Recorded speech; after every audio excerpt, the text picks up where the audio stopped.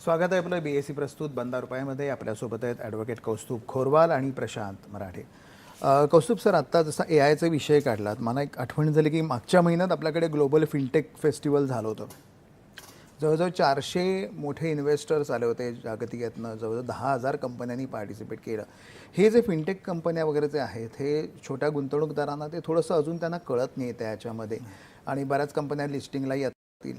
हे सेक्टर कसं वाटतं तुम्हाला, आणि त्याचं फलित काय त्या कॉन्फरन्सचं सुद्धा, आणि आता सध्या स्टेज काय?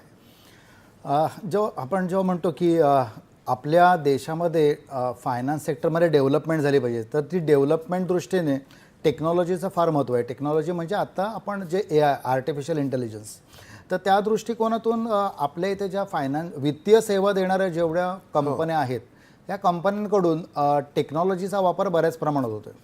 आणि जसं मॅनेजमेंट आणि मार्केटिंगमध्ये म्हटलं जातं की brand name is more than company name, तर त्याचप्रमाणे आपल्याला पॉलिसी बाजार आणि पेटीएम ही दोन नावं माहिती आहेत, पण त्याच्या कंपनी आहेत. PB फिनटेक कंपनी आणि दुसरी 197 कम्युनिकेशन लिमिटेड, ही दोन नावं म्हटली तर आपल्याला पटकन समजून येत नाही. ज्या लिस्टेड कंपन्या आहेत स्टॉक मार्केटमध्ये, स्टॉक एक्सचेंजमध्ये, तर या दोन्ही कंपन्या म्हणजे PB फिनटेक म्हणजेच पॉलिसी बाजारबद्दल आपण बोलतो आहे, आणि उदाहरणार्थ, आणि 197 कम्युनिकेशन ही पेटीएम कंपनी. आता या दोन्ही कंपन्या ज्या त्यांचा जो विस्तार होतो आहे हा खूप मोठ्या प्रमाणात होतो आहे. म्हणजे उदाहरणच द्यायचं झाल्यास की पेटीएमची उपकंपनी जी आहे त्यांनी सिंगापूरमध्ये नवीन एक स्वतःच्या अजून एक कंपनीचं स्थापना केली, आणि त्याचा मूळ उद्देश होता की सिंगापूरमध्ये पेटीएमद्वारे जे काही व्यवहार होत आहेत ते व्यवसाय दृष्टीने सुलभता यावी. तर अशाच दृष्टीने अनेक गोष्टी केल्या जातात. त्याचसोबत म्युच्युअल फंडसोबतसुद्धा त्यांचे टायअप होतात की त्याच्यातनं मायक्रो SIP जे आपण म्हणतो 250 रुपयात पर SIP सुरुवात करणं दरमहा, बरोबर, या दृष्टीने सुद्धा.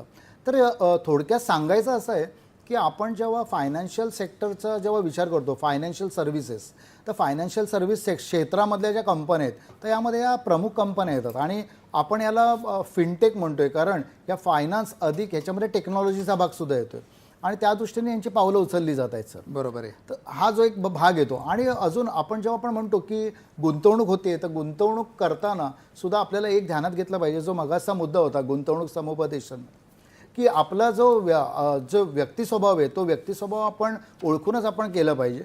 अदरवाईज आपल्याला नफा झाल्यावर आपण ती नफा वसुली केल्यानंतर आपले पैसे खर्च होणार आहेत. बरोबर आहे. आणि एक त्या बिहेवियरमधला एक फॅक्टर अजून एक येतो की आपण एखाद्या शेअरमध्ये गुंतवणूक करतो, म्हणजे आपण म्हणतो की म्युच्युअल फंड हे का फायदेशीर आहे गुंतवणुकीसाठी.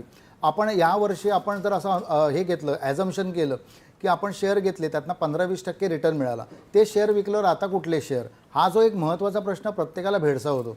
किंवा तेच शेअर आपण लॉंग टर्ममध्ये ठेवले तर दर वर्षालाच आपल्याला त्याच स्टॉकमधनं 15 ते 20% रिटर्न मिळणार आहे का, हा एक मोठा प्रश्न असतो. बरोबर आहे. त्यामुळे दीर्घकाळ गुंतवणूक, त्यासोबत व्यक्ती स्वभाव, या अनेक फॅक्टर एकसाथ येतात, आणि त्याचा आपल्याला विचार करणं गरजेचं असतं. बरोबर आहे.